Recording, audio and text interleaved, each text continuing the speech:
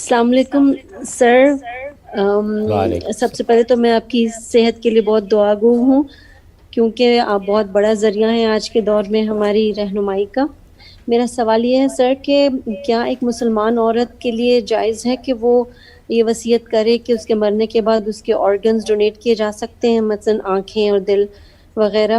اور کیا کوئی مسلمان مرد بھی ایسا کر سکتا ہے؟ کیونکہ عورت کے لیے یہ ہے کہ ہو سکتا ہے کوئی نامحرم اس کو ہینڈل کرے. شکریہ. محرم نام محرم کے سارے معاملات زندگی کے ساتھ ہیں میری بہن، وہ ان آرگنز کے ساتھ متعلق نہیں ہیں. تو اس وجہ سے اگر آپ کے کسی عضو سے یا کسی مرد کے یا کسی دوسرے شخص کے کسی عضو سے کسی دوسرے کو فائدہ ہو سکتا ہے تو یہ انفاق کی ایک قسم ہے. میں نے اس پر ایک آرٹیکل لکھ دیا ہے، میری کتاب مقامات میں ہے، اور اگر اردو میں پڑھنے میں دقت ہو تو وہ انگریزی میں ترجمہ شدہ بھی موجود ہے. سلیکٹڈ ایسز میں اس مضمون کا ترجمہ کر دیا گیا ہے.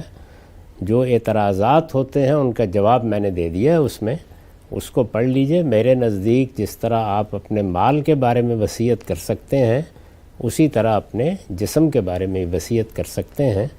اس میں جتنے چیزیں بھی لوگوں نے کہی ہیں اب تک یا علماء نے کہی ہیں ان پر میں نے اس میں تبصرہ کر دیا ہے. جی، تو غامدی.org/books پہ اگر آپ چلے جائیں تو وہاں سے آپ کو بک سٹور میں آپ پہنچ جائیں گے، وہاں پہ آپ دیکھ سکتے ہیں کتابوں کو.